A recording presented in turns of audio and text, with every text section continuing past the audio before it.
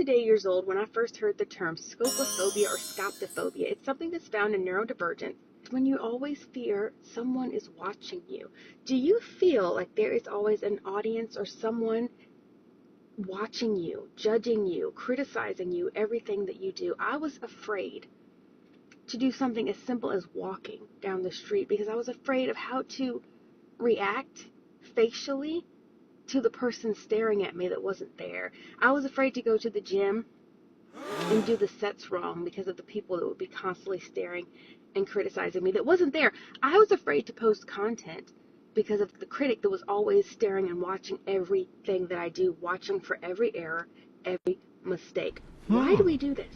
I actually verbalized it before, but I have been able to look at people unknowingly, and I would instantly know if that person had a stranger gaze. Or that's what I call it, the stranger gaze. But some call it the imaginary audience, the invisible audience, and they say so many different things about it. Like some people say they feel like they're being watched like a rom-com or a sitcom and they have to perform, which I have felt that too.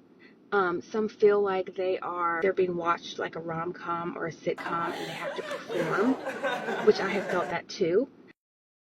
Because of vanity. This is not because of attention seeking. This is an overwhelmed nervous system that has been overstimulated and needed a protective mechanism to keep it from being bullied. You were now forced into hypervigilance to stay safe. Neurospicy communities say that they feel like it's like the Truman Show, or like there's a group of people watching you like in the distance or in the corner of the room, but they don't know that you know that they're watching.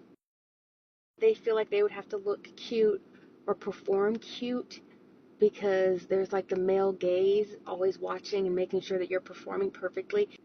For me, it was always being watched, and it was always hypercritical, super critical. It was never something positive like, oh, Sheena, you're doing great. Keep it going, buddy. No, it was always like, you're going to mess this up. Your nerves are going to mess this up. You shouldn't post that content because you're terrible and nobody wants to hear what you have to say. And nobody wants to see you in the gym they're going to talk about how ugly you are and how ugly you're curling your biceps. And when you're walking, they're going to be talking about how you walk funny. And like, I imagined someone was always looking at me with a critical, hypercritical microscope and was always too afraid to do anything.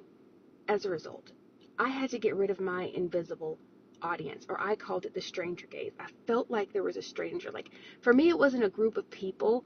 It was just like a stranger in the back of my head always saying, don't do this, don't do that. And I feel like it's like partly all of those social rules that make you want to conform and be a robot or a little worker bee.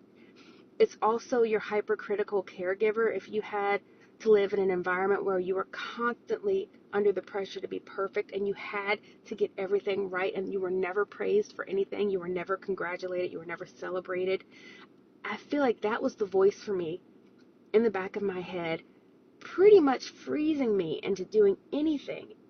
It will stop you from going ahead in your business. It will stop you from getting that job or going on that job interview.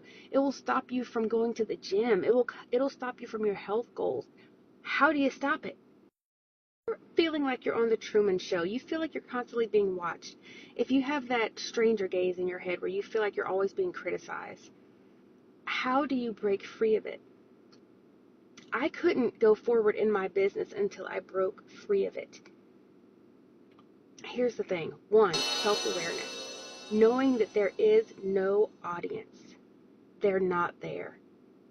Busts that myth, that pattern, that thinking pattern in your head that keeps you stuck, but also self-affirming with facts and successes. So by accomplishing things, small things, you start to build trust in yourself and know that you are capable and you can accomplish things and do it on your own, and you don't have that critical voice in your head.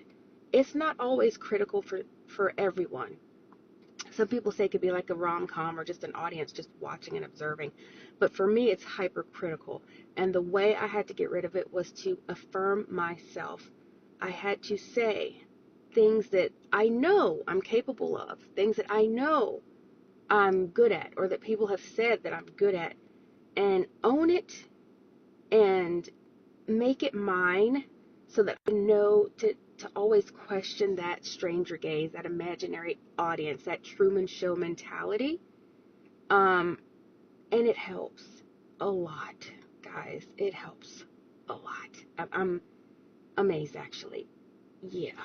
Tell me, what did you think? What were some qualities or traits that you thought everybody had until you realized that you were late diagnosed neurospicy? I want to know. Drop it in the comments. Ooh la la. I'm Shina.Yazmine. I'm a coach that helps you get out of your own way. I help you defeat self-sabotage and get unstuck so that you can be the mom, the dad, the parent that you always wanted to be and that you wish you had yourself.